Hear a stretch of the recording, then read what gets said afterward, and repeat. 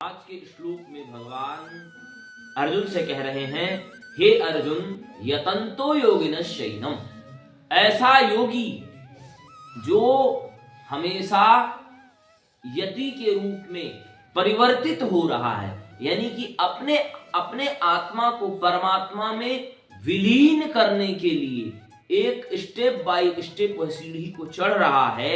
ऐसा योगी अपने आप को नहीं देखता, अपने शरीर को नहीं देखता, वह ये देखता है कि मैं अपने यतन्तोप्यकृतात्मानो, मैं अपनी आत्मा से किस प्रकार से काम करूं कि मुझे भगवान मिल जाए। वह यह अपनी चेतना यानी बुद्धि, चेतना यानी अंतःकरण यानी मन, बुद्धि, अहंकार।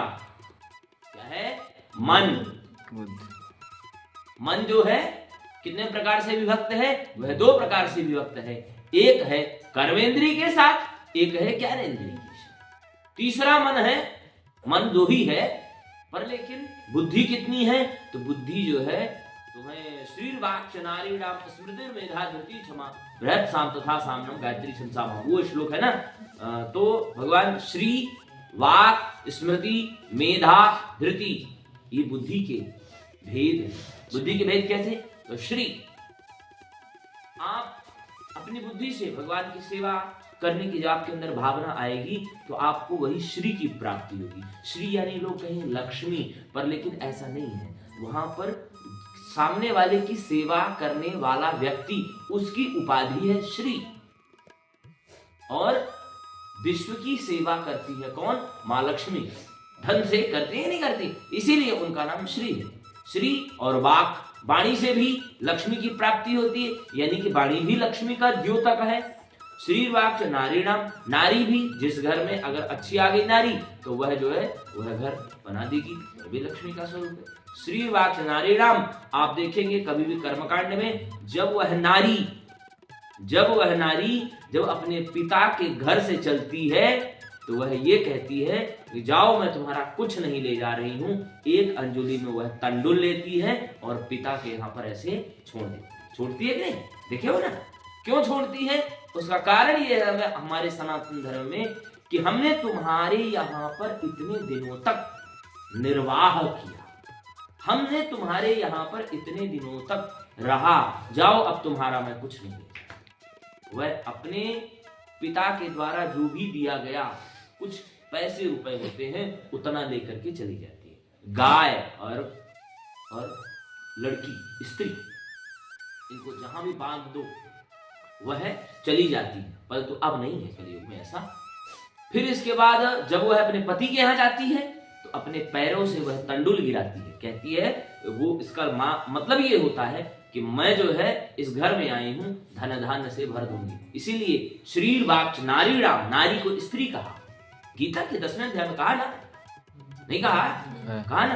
और आपको बता दूं, परिक्रमा जो करते हैं, जो स्त्री पुरुष जब विवाह होता है, परिक्रमा 7 सप्तपदी परिक्रमा है, पर लेकिन लोग क्या करते हैं? कर्मकांड को खराब करने के लिए उन्होंने 7 फेरा लगवाना चालू कर। नहीं, मैं नहीं कह रहा हूं, पाराशर गरुड़सूत्र में है, मैं आपको दिखाऊंगा।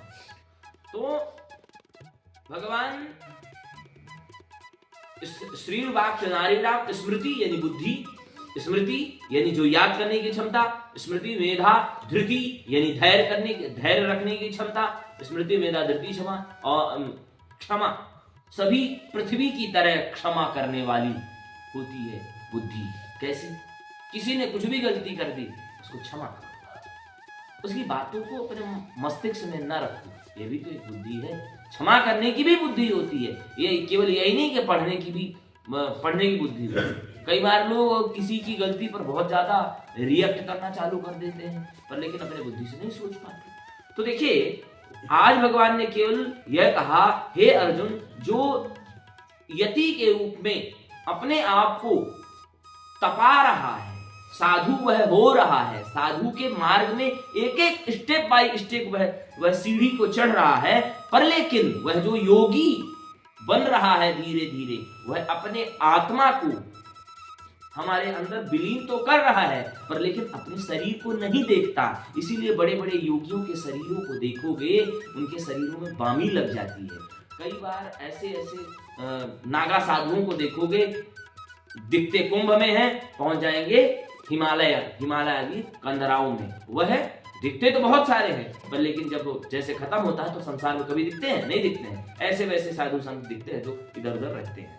और फिर कह रहे हैं जो उस मार्ग में प्रवृत्त है, हमें पाने के लिए जो प्रवृत्त है, वह अपनी मन, बुद्धि, अहंकार यानी चेतना से वह हमें ही पाना चाहता है। यतन्तो योगिनश्चैनं पश्यन्त्यात्मन्यवस्थितं यतन्तोऽप्यकृतात्मानो नैनं पश्यन्त चेतसः।